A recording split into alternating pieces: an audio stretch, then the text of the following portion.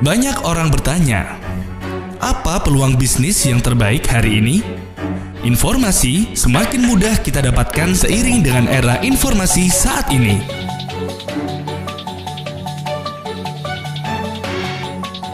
Bahkan banyak orang meluangkan waktu datang ke seminar hanya untuk mencari peluang apa yang terbaik untuk mendapatkan perubahan dalam kehidupannya. Kenapa masih banyak orang yang tidak mendapatkan peluang itu? Dan kenapa mereka masih tetap sama seperti yang dulu?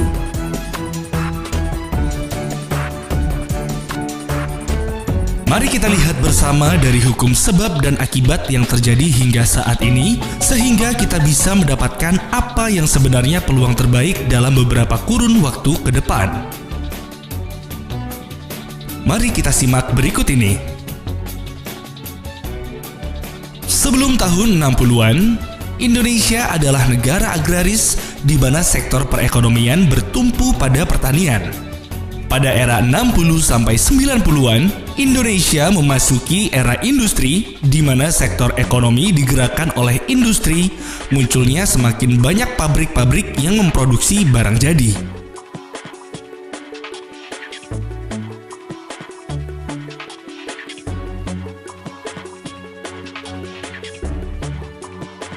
Dari tahun 90-an sampai 2015, di mana Indonesia sudah berada di era informasi.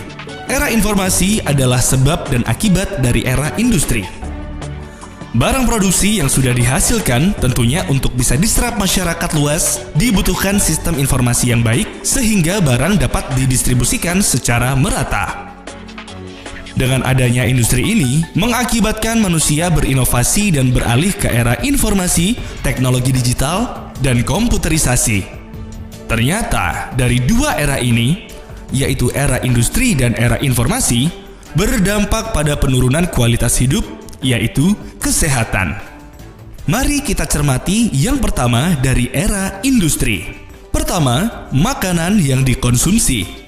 Makanan yang serba instan, fast food atau junk food, penggunaan bahan pengawet dan pewarna, dan juga zat-zat kimia lain yang berbahaya.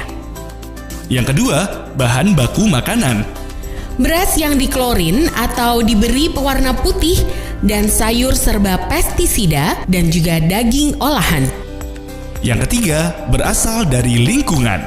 Munculnya polusi udara dan air serta global warming atau pemanasan global. Kemudian di era informasi. Dengan berkembangnya teknologi informasi, maka dampak terbesarnya adalah faktor radiasi dan gelombang elektromagnetik.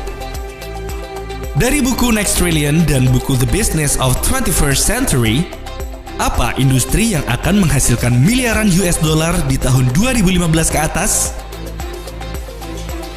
Dan industri yang akan berkembang pesat adalah wellness industri atau industri kesehatan. Bagaimana dengan Indonesia? Data resmi yang dirilis di tahun 2013, APAC Healthcare Outlook, bahwa di tahun 2012, belanja masyarakat Indonesia dari sektor kesehatan di angka 26,4 miliar US dollar atau setara dengan 348 triliun rupiah. Dan jumlah ini akan meningkat sampai tahun 2018 menjadi 60,6 miliar US dollar atau setara dengan 799 triliun rupiah dengan pertumbuhan rata-rata 14,9% per tahunnya. Ini merupakan yang terbesar ketiga di Asia setelah China dan India.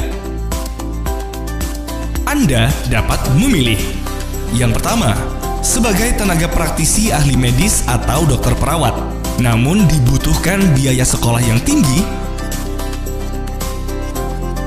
waktu yang dibutuhkan cukup lama,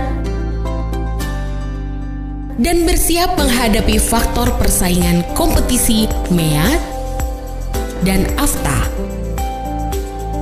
Yang kedua, sebagai retailer, membuka usaha retail di dunia kesehatan, namun membutuhkan modal investasi yang besar, stok produk, regulasi kesehatan yang tidak stabil.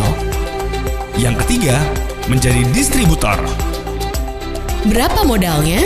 Bagaimana jaringan networknya? dibutuhkan keahlian khusus, faktor perizinan dan perpajakan. Atau yang keempat, Independent Distributor Network Marketing. Tidak dibutuhkan modal besar dan sudah tersedia sistem yang lengkap untuk kantor pelayanan, stok barang, administrasi, pembayaran, sumber daya manusia, dan ditunjang dengan pendidikan yang terstruktur. Hal-hal penting yang harus dicermati adalah mereka yang membangun usaha sesuai era yang ada. Hari ini mereka masuk dalam jajaran orang-orang terkaya saat ini. Pada era industri, Indofood, Unilever. Pada era informasi, Kaskus, Detik.com. Dan saat ini, kita berada pada industri kesehatan, dan jika Anda jeli dengan informasi serta fakta yang baru saja Anda saksikan, dan Anda memutuskan untuk menangkap peluang dari era industri kesehatan ini, maka dalam kurun waktu 10 hingga 20 tahun ke depan, Andalah yang akan masuk dalam jajaran orang-orang sukses berikutnya. Kenapa industri kesehatan akan berkembang semakin pesat dan tidak bisa dihentikan?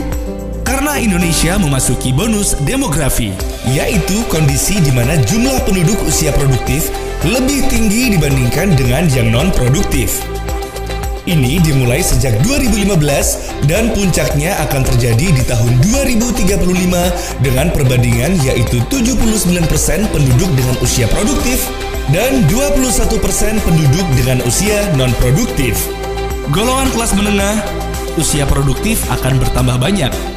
Mereka memiliki kemampuan secara ekonomi, sehingga yang diinginkan oleh mereka untuk hidup lebih sehat dan awet muda.